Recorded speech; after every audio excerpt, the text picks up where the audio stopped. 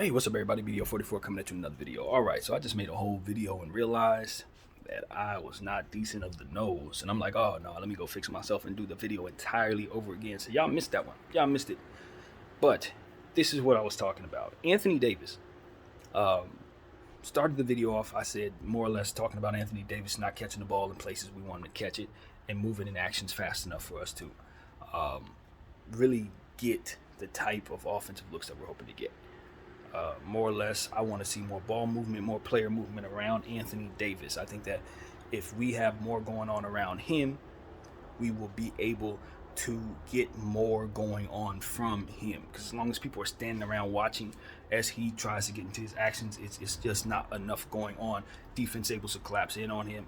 He's not that great of a passer, so it becomes a real tight situation where we're not getting the looks that we want a lot of the time. Plus, he's moving so slow that I just think he's probably better when his pace is just quicker overall. Same thing with Rui Hachimura. We tend to put him in isolated situations with people ball watching around him. Got to get more actions players and stuff like that instead of just these little ISO to the corner. Everybody stand in various different spots and watch him work. That's old basketball. That doesn't really work anymore, man. And there are other ways to attack that can get us easier ways to slip to the rim, get easier off the screen type of plays and everything that we can do. It's just not being tried out there. So that's what I wanted to say from a Laker perspective. I just really, honestly, I'm just looking at the Laker situation and saying we're not winning games that we need to win in a time where we really need to win them. We just got dog walked by the Chicago Bulls in our own building. I understand that they're a very hot offensive team right now. They've been winning games. They've been blowing people out. People are getting healthy. You got to respect what they have. But, you definitely think that there were opportunities, as I said, to try things that we didn't try that would have given us an opportunity. And so it's just getting to a point where, I know the Los Angeles Lakers can do better. We need to find ourselves a center. We talk about it every day. We need to make some roster decisions that allow us more size. We talk about it every day. I just want the LA Lakers to understand that we are in a space where LeBron James is going to be extracted from this team if we don't get it together. And I'm not talking about just him as a player, but the revenue that he provides. Jeannie, and this is her business, but it's going to be a lot of people who are going to leave this situation feeling like the Lakers could have did better, could have did something that could have made it so that we were a bit more competitive. And if you pay close attention, you're going to see things like that. You're going to see where the Lakers played small ball where they shouldn't. You're going to see situations where the Lakers didn't respect clock. You're going to see the Lakers throw away possessions early in the shot clock with low percentage shots selection. I mean, it's just a question of whether or not we're serious. Are we all the way serious? Are we 27% serious? Are we 75% serious? How serious are we? Because for me, as a fan, I'm watching this and I'm saying we didn't bring any of the requisite amount of intelligence or competitive fire to yesterday's matchup. It's the same thing I felt about the Rockets matchup. We just did not have it. And this is not the time to not have it. This is the time to be prideful. This is the time to recognize that this is a precious season in your NBA career that you will not get back. Years don't return to you. Your energy that you have in the season doesn't come back the same way. You're going to be a different body. That's a different person. Those are different players next to you, etc. Nothing's the same next year, so you got to capture every season properly. And I just think we're throwing this season away, pretending to be serious about winning. Because when you don't give yourself enough size, when you know who you have to match up with, you look at the standings and you understand your circumstances, you don't allow yourself to not win that game. You have to put yourself in a position to strategize to at least give yourself a chance. If you're serious about winning. And if you have a different philosophy about basketball, I'm trying to psych myself into understanding that people don't respect size around here as an advantage. My thinking was get Drummond off of the floor against the Bulls as soon as Vucevic got off the floor. Should have been Drummond time. Get him out of the game. You got to drive at that man. First of all, he's not that great defensively, so you're probably going to be able to get layups over him. It's not like he out there shot blocking and playing defense like crazy. He's not. You got to attack him. He's going to foul. You get a couple fouls on him, he's out of there. They're going to call his number, get him out of there. And you know they're going to sub in? Somebody way too small to guard the paint. Then it's Dallas time. You know what Dallas times mean? That means you drive into the paint, lay the ball up every single play. They can't guard the paint. We know that. Ain't nobody down there really viable. It's stopping anything from happening at the rim. So that's what the problem would have been with the Chicago Bulls. Yeah, they would have had Zach LaVine and, Kobe White and DeMar DeRozan out there scoring around the perimeter. But you know what happens when you remove Drummond from the game in that situation? They have to find a way to defend you as you're driving at the paint. Do you know what that means when you're bigger than them? That means they're swiping. That means they're fouling. That means they're getting in foul trouble. You don't see those shots fall because they're not going to be out there. That's going to be Ayo Dosunmu. That's going to be Derrick Jones Jr. more so. You get Zach out of there. You turn him into somebody who's getting backpedaling. You turn him into somebody who has to stop somebody at the rim without Drummond. That gets him off the floor. You ain't got to worry about it 30 points because he's fouling. These are the type of things that's like, yo, I've watched so much basketball in my life, played so much of these video game basketball games. I've gone through so many different seasons of watching. I've put in the hours of experiencing basketball my own way. So when it comes to stuff like this, it ain't hard to tell what needs to be done. I didn't strategize like that in video games for years. Your center needs to come off the floor when your first string center gets in foul trouble. The first thing I'm doing is going after your second string center. Because you ain't going to have a third string center worth a damn, and that's game. Because I know Dallas time. Whew. Straight to the rim. Layup, layup, layup, layup. High percentage shots. I don't care how many threes you shooting, because for every three you miss, it's a layup at the rim and a foul to one of your shooters. Bam, score. Bam, score. Make my free throws. I won the game. Clock management down the stretch. I got the lead. You couldn't stop me because you couldn't keep your best players on the floor and you didn't have any center to keep me from the rim. The end. That's how games are won.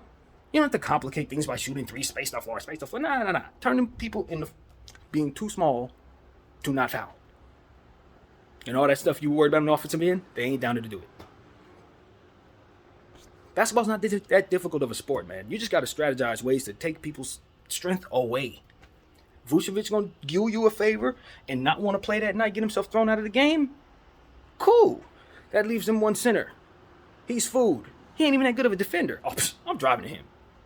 Layup, layup, layup, layup, foul, foul, foul, foul. Sit him down. Now everybody else has to foul. I don't want to speak in circles, but it's just like, it's easy, bro. It's not hard. I won 1 million games this way in 2K. 1 million. This is what you do. So, like, certain things is just easy to me. I'm like, come on, man. Chicago is a jump shooting team. They're a jump shooting team, dude. And we turned them into guys that were really capable of getting at the rim because we put people in front of them that couldn't stop them. You know, I'm like, you got to respect athleticism. You're not going to put, you just... Why even recap the same old content, man? I just want people to understand that common sense isn't found very much down there. When we have Darvin Ham doing rotations and setting up the defense and all, there ain't a whole lot of common sense, man. I heard somebody say something along the lines of, he's a very good speaker. He can motivate people, get them going, make them believe in themselves, talk to the media, make us believe in what we're seeing, talk it right. But as it pertains to strategy, nah, he's going to get out-strategized every night. And that's what we've seen. Just dumb philosophy, stuff that you apply when you are trying to overall show the owner that your offense works. That was the next point that I made in that video I deleted. It's like we're selling someone an offense. My Malik Beasley small ball, LeBron James offense will, in theory, be able to win 40 games. And if you give me 82 games to show you that, I will run that consistently and you will see the desired result. And then at that time, you will know this offense works. And it's like, is that what we're doing? Because if any variation of what we're looking at has anything like that attached to it, it's basically you selling me some beachside property in Iowa. Because basketball is a reactionary sport, and you can't apply a offense that is not bendable, that leaves you at a size disadvantage, hypothetical stuff that don't got nothing to do with reacting to what's going on the floor. Athletes are going to eat that up. They're going to look at your little funny offense. They're going to see that you're not making any changes because you're trying to apply it, thick or thin, to no avail or to the best of results. And they'll obviously be able to see straight through it after a while. Run the same couple little plays and stuff like that. They're going to run straight through that, man. The defense, same thing. Oh, this is my defense. The drop coverage. We're going to try it for 82 games and we'll see if it works. And if it works at the end of the year, then you know where it was applied. And my thing is, like, people who don't understand basketball, they may think that makes sense. Because in business, that kind of model might make sense. It's like, okay, we're going to apply this method. Put that method on what we see and then just give it a year, see what happens. But the problem is that this is not a simulation game. I picture this like a video game when you go through simulation mode. 1 loss, 2 loss, 3 loss, like real quick. It's like, no, this is what they're trying to do with the offense. They just applied it and then hit simulation mode. And you see the losses just keep piling. It's like, wait, this crap don't work, man. Stop the simulation and let's strategize a different rotation before we find ourselves under 500 for no reason. If you're a video game player and you ever hit simulation, you ever look at some of the rosters that they're using when you start losing and they start pulling players out of rotation with an ankle injury for 6 months or something like that, your rotation's going to be crazy, bro. Because they're simulating without any thought. They're just pushing the game along. That's what it seems like we're doing, just applying our offense, a little Malik Beasley, a small ball offense, and just from night to night to night, whatever it do. And we see the results at the end of the year. And my thing is, that mentality and the people who are fooled by that mentality must leave. And the real basketball minds need to come in. People understand that the game is fluid and needs to be reacted to in real time. Consistently, things need to be understood as changing fluidly, constantly. You cannot, the market is that way and the sport is that way. And if you don't understand that, you're going to get ate up by people who do. So that's just what I was saying in that video, man. That is the point. I'm tired of us applying methods that don't work, that cannot be amended out of in real time. That is not how basketball should be strategized. It is how you lose. Teams like the Celtics from the 70s would have destroyed you. The Lakers from the 70s and 80s would have destroyed you. You can't do that in real life. You can do that in the souped up NBA where everybody scores 170 points a night. But in real life with real actual NBA, real basketball, you can't do that. You're going to get beat. You're going to get beat every night. You got to be able to change what you're doing quickly. You got to be able to mend out of stuff that doesn't make sense. And most importantly, you got to match up. The ball goes up. So if you're too short, you're not getting to the ball as quick as someone else. It's not a difficult sport. Respect size. If you don't respect size, you better have shooters like Dame Lillard. You better have Steph Curry out there. If you don't want to respect size, guys got to be able to shoot from where Trae Young shoots. Consistently, at a high level. Halliburton. They better all be that good. Otherwise, your small ball's trash. Period. Apply that, lose. That's what it does. You lose. In this NBA, unless everybody does it, you're going to need a whole league full of people to dumb down size so that it can make sense. Can't be nobody on the floor taller than 6'6". If you want small ball to be an actual good strategy. Because taller people are going to get to the ball first. Rebounding is so important. And if you neglect rebounding in weak side, you're going to get beat. The score is going the other way. Don't care who you are. So we happen to be the Lakers running that way, and the score goes left. That's what it is. Unless Malik Beasley is going scorching hot. Or in other cases, unless Patrick Beverly was scorching hot. Schroeder was scorching hot. Westbrook scorching hot. When was that ever? Come on, man. Let's stop doing this. Respect size. Why didn't Rui play last night? Why not? Rui didn't play. Wenyen got 8 minutes. Max Christie didn't play. Do you know how many boards that is? It's a lot of rebounds. For the record, those guys all rebound. I remember there was a game we lost the same way. Mo Bamba had 12 minutes. Wenyen Gabriel had like 8 minutes. It's like, what the hell is this man doing? And he expect to win. You don't see him Bron and AD out there against like big, huge Serbian dudes and big, huge Capella-like entities. And you want Bron to rebound over these dudes to stay healthy in year 20. You want AD to be able to do that, but you're afraid of him playing back-to-backs. Make the logic align. Which is it? Are you too afraid of these guys getting hurt, or are you trying to send him out there to get hurt? Which is it? Don't make no dang sense. So that is it. I'm just looking at this team and I'm like, I ain't gonna win, bro. When I zoom out, like, yeah, we're stuck in the moment. We're looking at our team. We're rooting for them. They are as good as they are, and we think they can get better, and we think they can reach certain heights. But when you actually zoom out and you think about all the teams in the history of the sport, all the teams you could think of, all the champions, all the good ones, all the best. This is just another team, y'all. This unit, they all right. They'll be solid. They're probably out in the first round. If we're being real.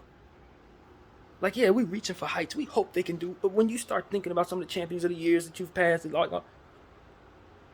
it's not that the roster don't match up. This roster could do great things. You give them Phil Jackson. You give them Jerry Sloan recipe. You give them all these different great coaches. They can get it done. This is a good roster. Don't get it twisted. This is a roster can do things. Not the greatest ever, but like they can do things. But no.